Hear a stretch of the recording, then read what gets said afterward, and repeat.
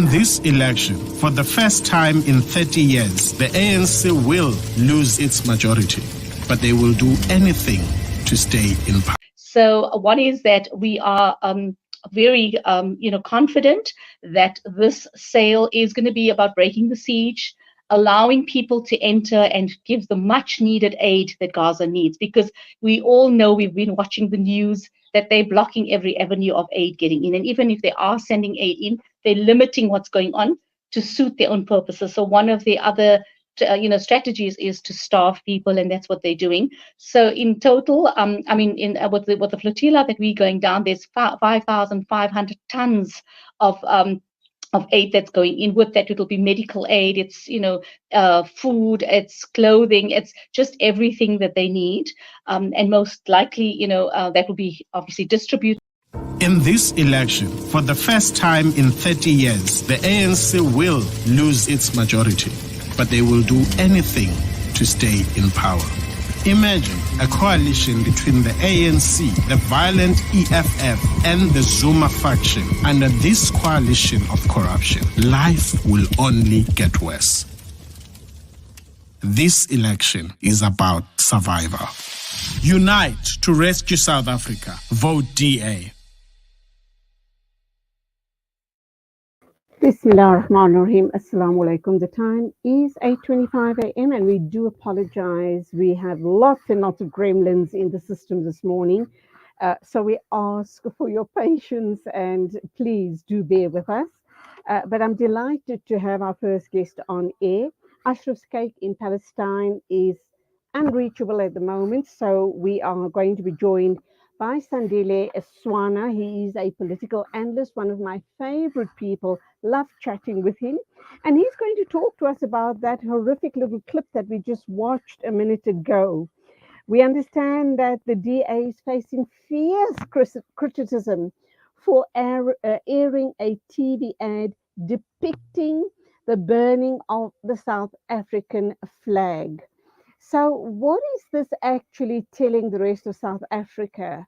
To me, it was an act of being totally unpatriotic. That should never have been screened. That should never have been shown on air. But hey, maybe that's just my take on the situation. Let's understand what the people in the know, like Sandile Swana, makes of this situation. Sandile, very good morning. Welcome to the program. Long time no speak. Lovely to have you on air. Julie, and to the listeners of Salam Media, thank you so much for this opportunity. Thank you to you. So, what is the message that the DA is sending by having played out that air, the burning of the flag? I can't quite see the significance. Maybe I'm missing the point. How do you read it, and how have you viewed that ad? Julie, what I will say first and foremost, this is a thought that came to me that, these days we are using social media a lot. And there are things in social media called emojis. Now, you can use an emoji without understanding its meaning fully. If you send someone a purple heart, do you know what it actually means? So the DA needs to understand, first and foremost, and all of us do need to understand, why would anyone burn a flag of a nation? So the flag that is burned, when it is burned, it is usually in protest. It is never a sign of celebrating or any great event has happened in South Africa. We don't go out and burn flags of South Africa. So when you burn the flag of a given nation, you are protesting, you are sending a message to that nation, and usually you are saying to that nation that there is a disgrace, there is an outrage that you are actually putting out. Now, people have raised a valid concern that there are certain members of the ANC with criminal intentions who have disturbed the performance that had been there before. So at best, the conflict is between the DA, the EFF, and the ANC, not between the DA and us as a nation. So the DA is provoking the nation by involving us in something that is not of our doing. The criminal acts and what have you, non-performance and corruption of the ANC must not be mistaken for the mistakes and the poor performance of the people of South Africa as a whole, if that is the issue. On top of that, the DA is launching a far-fetched idea that in order to rescue South Africa from the corruption, the non-performance and incompetence of the ANC, we must vote for the DA. In front of me, I have the latest surveys. We could use I've also got the IEC results. In the IEC results, the DA is showing a clear downward trend in the national elections from election to election. It is showing a downward trend in the West Cape and in Cape Town. So this year it is expected to get about 20% of the vote, regardless of what they do. And this banning of the South African flag is not going to improve their performance. It may just annoy more people. So I think it is disgraceful what they have done. They launched a similar shock tactic in Phoenix the last time, and they have to withdraw it. We will hope that sooner or later they are going to withdraw. Within this week, they are going to withdraw that advert, because it's actually insulting and provocative to South Africans, the citizens of South Africa especially. So, Sandile, in the advert, a South African flag is burned to ashes with a background voice narrating how the DA would save the country from the fire. The voice continues to bash the ANC, the violent economic freedom fighters, EFF, and the Jacob Zuma faction, saying, and I quote, "Under this coalition of corruption, life will only get worse." And according to the DA, the advert showed how the country was slowly being destroyed while people were just standing by watching. Do you think that they got the type of message they wanted to relay to the South African public across, or have they just really self-damaged by way of this ad? I think the ad was a mistake.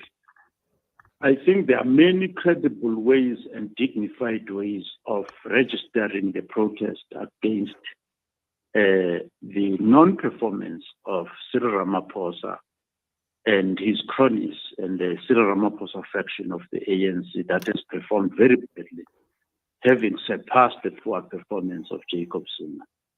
It is unfortunate, though, also that the DA targets the EFF when the EFF, in a way, worked hand in glove with the DA to oust Zuma. They put a lot of effort to get rid of the corruption of Zuma. The EFF was ahead of the DA in condemning Cyril Ramaphosa and pointing out from day one that Cyril Ramaphosa is going to be a failure, when the DA and the billionaires were saying the rand has gone up, and still Zille of the DA is saying when this coalition takes over, the rand will go down. The rand actually went up when they made the rand to go up when Cyril won the elections. And later on, they said it was just a Ramaphoria, a misguided euphoria. And some of them have been decent enough to apologize that the whole thing was wrong. But the EFF has taken a stand from day one that there will be no new dawn under Ramaphosa. He's incompetent, he cannot do the job, and he's corrupt. And they were proved correct. But the DA has been worryingly consistent in launching unscientific, illogical attacks on the EFF without evidence. So the predictions comments of the DA about even the new coalition of the MK, EFF, and ANC, as well as other people who will join that coalition after the national dialogue. I think it's misguided and premature. There's a lot of work that needs to be done after 29 May, and many eminent people, including the likes of Somadoda Fikeni, Badi Hood, are preparing for that work. Even the Afrikaner Bond, the Afrikaner Brother Bond, is preparing for that work. So I think the DA is playing a very unfortunate, and I'm very sad, actually, even as I do this interview, that the DA would stoop so low.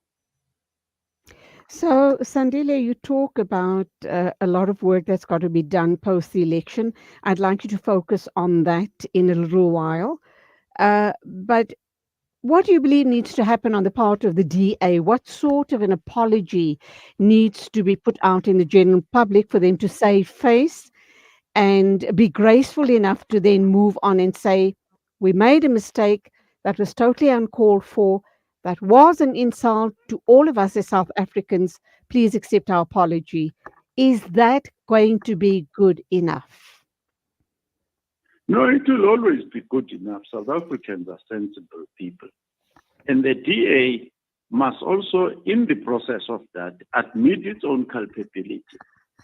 What I mean by that, some of us, as you know, we comment in the media quite often, did point out that it was a mistake for the DA to issue 100% motion of no confidence on the cabinet of Ramaphosa and leave Ramaphosa out of the vote of no confidence based on poor performance. And then some of the liberals, white liberals more especially, going around and saying the DA would like to make an alliance with the ANC of Ramaphosa and things like that. So they've also got to admit their culpability in delaying the nation from recognizing that Ramaphosa and his cabinet and the NEC of the ANC are a problem in this country. They were part of the cover-up. And for this mistake, then they had no business involving the nation, because the flag does not belong to the ANC. It belongs to all the citizens and the residents of the country. So for involving us in their thing, they need to apologize and they will be forgiven. But unfortunately, they may have annoyed a lot of voters in the process of this. That we cannot help. So undoubtedly, damage has been done, despite the apology which we're expecting to come from the DA quarters. I know you don't have a crystal ball in front of you, but I also know as a political analyst, you have your finger on the pulse. Let's look at what we're expecting post the elections. Number one, the big question is, will the elections be free and fair? And how do we see the numbers playing out? The predictions, as we are hearing, is that ANC will probably be sitting at around about 40% or perhaps just about 40%. We know that EFF has been targeted at 12%, and so the list goes on. What are the type of coalitions you are probably going to be seeing? And what is Ramaphosa's future going to look like post the elections? The Thabo Mbeki, who, in a sense now, Thabo Mbeki, both Thabo Mbeki and Mafuso Msimang, at least those two who are senior ANC leaders, have admitted openly that Ramaphosa doesn't know how to do his job. He's incompetent at his job. And his performance has been poor. So there will probably be a clear understanding among all parties concerned that Ramaphosa cannot be the leader going forward. That will create, if they keep Ramaphosa, it will be a big fight. Afterwards, there will be a perpetual fight. The next 5 years will not be peaceful. Then, whether the elections will be free and fair, I mean, I read a few of these reports and generally speaking, international bodies are expecting free and fair elections, because the IEC of South Africa in as much as it is a state-owned institution, just like our universities are state-owned and other institutions are state-owned, it has a good professional reputation for delivering high-quality, free and fair elections. So I've not been worried at any time about the IEC. Obviously, in its oversensitivity, I think some of the litigation that it has pursued were out of sync with the calendar of the IEC and unhelpful, but they need to stick to the calendar of the IEC and deliver the elections on the correct date, and then we have the results afterwards confirmed by the voting public. So I'm not worried about that. When it comes to the outcomes of the elections themselves, we need the centerpiece of any, I think, calculation of the votes is the ANC. How will the ANC fare? So my view is that, let's say, for the sake of being conservative, the ANC would have moved from 57 to 53% without the breakaway of MK. Let's say things were going well with the ANC and it was losing in the consistent trend that it has been losing since 2009. Probably 53% this time, and then lose the election wholly in 2029. However, already in 2021, we saw the ANC going to 45%. So, which means that the ANC would have been lying between 53 and 45% had the MK group not broken out. So the first thing that the MK group has done is to eat that chunk between 53 and 45%, which means on the best of days, they would have gotten 45%. But the polls are coming out are already placing the ANC closer to 40%. So my prediction then is that the ANC is now lying between 40 and 45%. 45% being the last statistic it got from the previous local government election in aggregate. So the other interesting thing is that the former ANC party, which is the EFF and the MK party, when you add them together, you still get about 60%. So if you were to bring back the UDM, bring back the ATM and so on, you're probably starting to move above 60, and that sort of thing. And that is one likely coalition. It's a very, very likely coalition. And the basis of that likelihood is that the DA has rejected the EFF as a potential partner in the opposition. It would not have been easy, but it would have been somewhat possible had the EFF and the DA formed an alliance to mobilize all the political parties, opposition political, non-ANC parties to one side. I think that's not going to happen. The Ramaphosa DA alliance, ANC, 40% of Ramaphosa and the 20% of the DA, that's a good 60%. But if you do that alliance, you are going to have unrest in the black communities generally. I think the EFF and the MK party will launch the strongest protest that you've seen for the next 5 years. It will just be chaotic.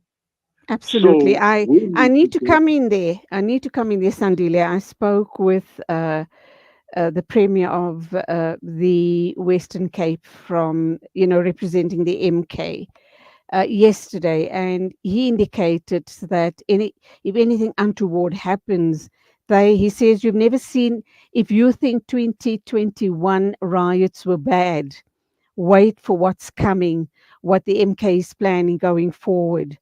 If if things don't go according to plan, do we take those threats very seriously?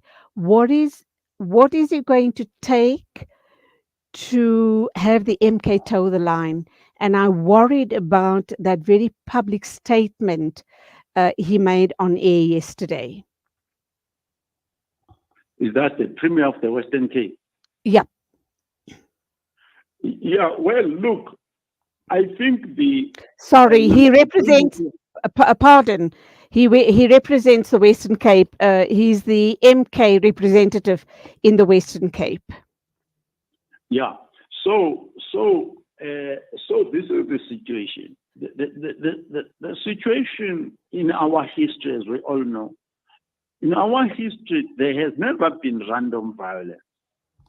Violence is driven by an assortment of injustices and dissatisfaction. So if the Afrikaner Broederbond, the ANC of Cyril Ramaphosa, the DA and others allow free and fair election and MK gets the fair votes that it should get, and after that negotiate a development plan for South Africa that is acceptable to the majority of black people, and the team, a capable team, is appointed to do. Those will be the types of things that will be very necessary to do that. The other things are of a constitutional nature. They cannot just be decided outside of a constitutional process. But the crisis that we have is the gross and chronic non-performance that has been there, that has meant that services in black communities have collapsed. So those will be the issues. But the idea that the credibility of the state could be easily undermined, and with it, violence and other things, that is a real threat. And the ANC is very aware of that, and the Afrikaner Bond is aware of that. And I would be surprised if the DA doesn't know that. But I don't think there will be violence that is random. There's no likelihood. I don't think there's a likelihood of random violence. It's only if people insist of selling a story that cannot be sold and selling as non-performance and non-delivery and insist on it, then that is going to cause violence, for sure. I think the luck that the ANC has had is exhausted. It's no longer there anymore. So, Sandile, we need to look at that coalition post-elections. And by the way, the person that I was referring to, correction, not the Premier, I was referring to Faisal Musa, Regional Coordinator for MK in the Western Cape. And he had actually made that comment on air yesterday, suggesting that if things don't play out the way, if we don't have a free and fair election, then they will be taking to the streets. And that's very worrying indeed. But be that as it may, how is this coalition between possibly the ANC and the MK going to play out, and EFF in the mix as well? I'm thinking post-elections, if that is the only workable solution we're going to be seeing play out, with Zuma coming back on board, there's going to be a huge battle, or possibly horse trading behind the scenes of all of the top positions. What are you, what does the picture look like? What does the picture look like to you? Yeah, so there are layers. There are a few constructive layers that one needs to consider. One layer to consider is the dynamic between the ANC, MK, IFP, NFP in the main in KZN. Inkosi Sibuthelezi is the deputy president of the IFP, speaking at the Investor Forum, made it clear that they are quite willing to enter into a coalition with the ANC. So once you get a coalition, and it's good to get a coalition with the IFP in KZN, it's very good to stabilize and to balance, to have a proper balance of power. The DA is minuscule, small in KZN. They have a big mouth, but they actually don't have the votes. So the people who will have the votes will be your ANC, your EFF, your IFP, and the MK. And I think those people are going to form that coalition. Once they form that coalition, it tells you that even nationally, the IFP is going to have probably even cabinet posts. And it's necessary. We don't want, none of us want a pure ANC government. We've had enough of that. So, but there will be a need to negotiate with the white Afrikaners and business and other things. So they may be given a post as well in the cabinet, even if it's not from the DA, even if it's directly from business. those sorts of things. I would expect a coalition that will govern that will be like that. You must not don't see a need to talk to Zuma, or they don't see a need to talk to the ANC or even the EFF. So because the numbers dictate to you who you talk to. The DA doesn't have the number, and the Moonshot Pack doesn't have the number. The number is sitting with each other. Sandile, does this also perhaps mean that Ramaphosa's career has come to an end? Number one, and let's look at the smaller faith-based parties. Where and how do they have a position or a voice in what you've just outlined now?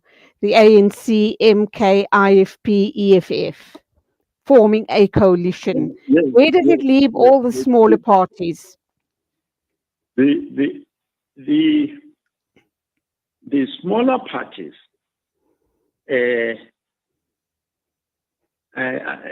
some of them, for instance, would be Al-Jama. Al-Jama, I expect them to, if they've got good leaders on the ground, they should pick up an increase in votes in the Western Cape. It's a good opportunity for them to do that. And then you have your PA, which is doing every effort to win seats in the National Assembly and things like that. So the next coalition, I think, will have two features to it. The one feature will be some form of a united front of the black majority, as we used to define it during the liberation struggle. And then the second feature of the coalition will be some form of agreement, accommodation with the white Afrikaners. So the smaller parties, I don't think for instance, it can happen that the Freedom Front Plus is invited, but my suspicion is that they'll invite business directly. So those would be the things. These other guys, I'm talking about Al-Jama and all those other guys like that. I think the model that accommodates them, and that model is to my mind easy to achieve. It's a model of a UDF, MDM type of model, and the ANC people and those are used to that, and I think it's doable. The only difference being that this time you are bringing in Nkatha, and you are likely to bring in white Afrikaners in whatever form that they will come. Ramaphosa's future post the elections? The future of Ramaphosa, I think is seen as a person who has damaged the standing of the ANC more than any other person during the post since 1994. Because when you read the reports of Thabo Mbeki, the reports of Mafuso Msima, and any other reports from any party other than the DA, I mean, the DA is only lately that they've come up to admit that Ramaphosa is a disaster. So his future, just on performance alone, he needs to be removed. And he has had all these scandals and his association with white monopoly capital that have been lingering around him. So he is more likely to annoy the black intellectuals more than anything else. So he needs to go. I think he's likely to go. Finally, let's wrap up now. Does Zuma still have a role to play at this stage of the game and at his age, given everything that's gone down, taking also into account the 2021 riots that a lot of people feel was instigated by him and his party? He's already playing a role, whether you like it or not, playing that role. And he is going to play a role after the 29th of May 2029. It is up to the collective of the parties that will be participating in defining the new coalition. What type of role will MK have, and what type of role will Zuma play? What I mean also about that is that and I'm not claiming to be an expert on this, he needs to be careful that he doesn't take a more junior position in the state than the one that he last occupied, which was a president, because also his personal benefits might be diminished by the time he retires the second time. Because your last position, I believe, counts more than the previous one you held before. So from that perspective, Zuma might be chairman or whatever president of his party and send his lieutenants into the state. Is going to be the MK party is going to be in parliament. It is going to be in the cabinet of South Africa. There are things that Zuma is raising, and bear in mind that many people, there are things that some of the people in thinking who are aligned with him, the likes of Advocate Skakane and others who want certain aspects of our laws changed, Kwebane and so on and so forth. So there will be a lot of things, but a lot of those things are going to be hard-won battles for him, for the Zuma camp, because they don't have the numbers. I think at best they have about 10% or something like that. So they cannot just think that every Tom, Dick, and Harry is going to agree to constitutional changes following the call of a 10% party. That's not going to happen. So they will have to mobilize over a long period of time to get all the things that they are demanding. Sandile Swana, political analyst, always a pleasure talking with you. Thank you indeed for your insights on this matter. With the elections being around the corner, I think we're just going to keep on focusing on all of the outcomes. But thank you, and let's hope and pray all goes well on election day and post-election. God bless. Thanks for your time. It is exactly 8:55 a.m. News and views on Salam Media. Just to give you an update, we are battling to get hold of the executive manager of Saad Association, south of Gaza, and that, of course, is Ashraf Skeik. So what we're going to do now is take an ad break, and then we'll be ready for our news bulletin with, of course, with our news correspondent. That, of course, is Jadwid. Okay, I'm reading a different message on my screen, and I've been told that, hooray, we have managed to get hold of Ashraf. So let's go for a quick ad break. Are we taking the news as well? And let's go for the news, and then we'll talk with Ashraf. So please stand by. Rejuvenating